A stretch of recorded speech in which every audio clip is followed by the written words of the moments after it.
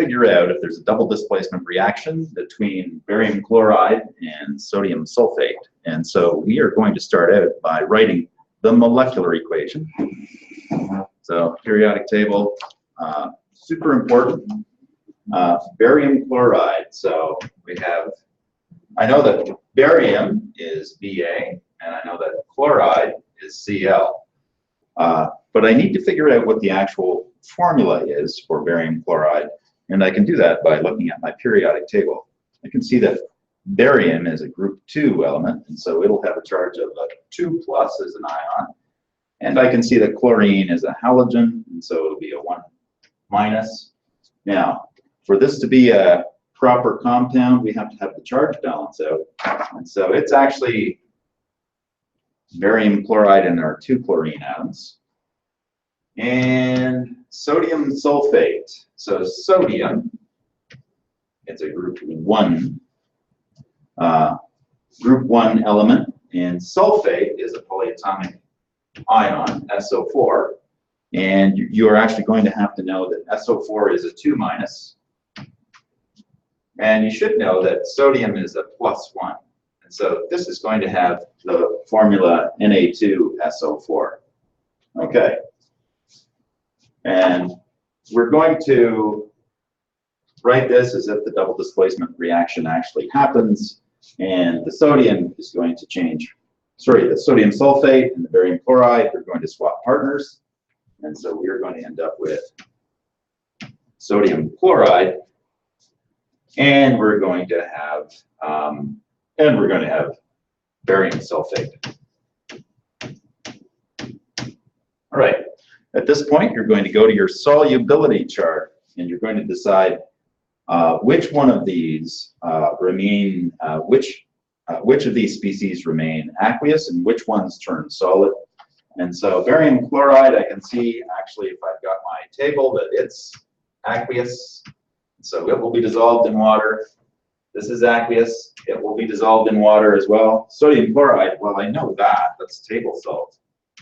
Good old NaCl. But if I look at barium sulfate, I'm going to see when you mix the barium with the sulfate that basically they turn into a solid. Okay, there we go. I have my molecular equation. What I want to do now is I want to turn this into a total ionic equation. Oh wait, just a minute. I didn't do one thing. I did not balance this equation. Okay, I've got 2 sodiums here, and so I'm going to put a 2 here for 2 sodium chlorides.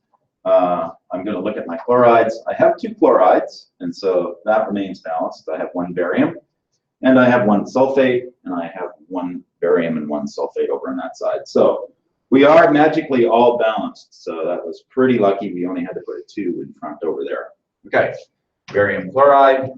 Barium is the 2+ plus 2 Cl-, and I know that just looking at my periodic table, there are 2 sodium ions.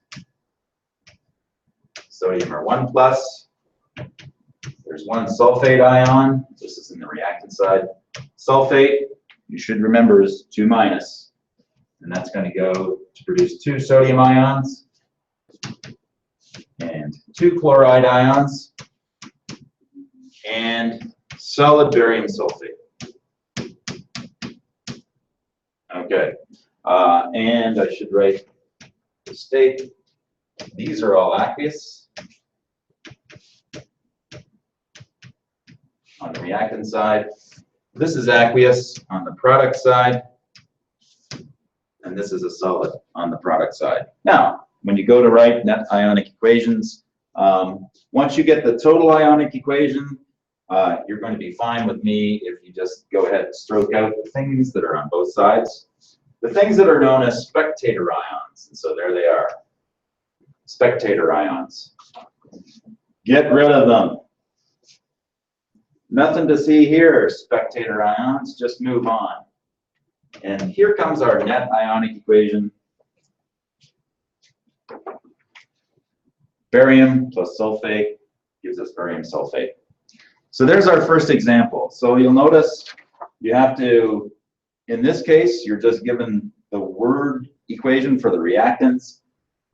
You have to figure out what the formulas are, and you have to figure out what the formulas are based on the charges that you can get off the periodic table, or by knowing the polyatomic charges.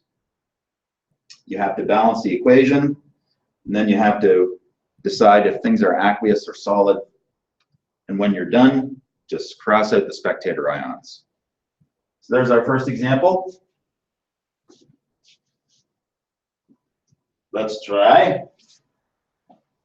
a slightly trickier one. Maybe it's no trickier at all. Okay, let's do sodium chloride and lead nitrate. Sodium chloride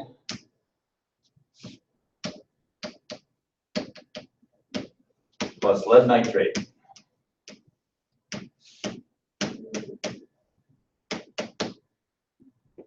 Okay, so we're back on the same sort of translation, where we're going to figure out what sodium chloride is. Sodium chloride is our good friend NaCl. Lead nitrate. Now, sorry, I should actually specify that this is lead 2 nitrate.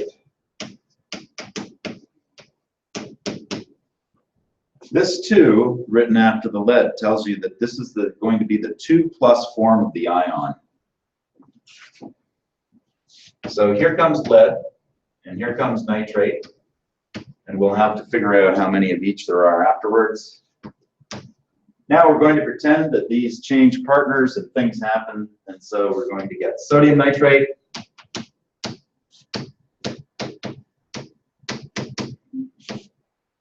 and we're going to get lead. Oops, haha! Sodium nitrate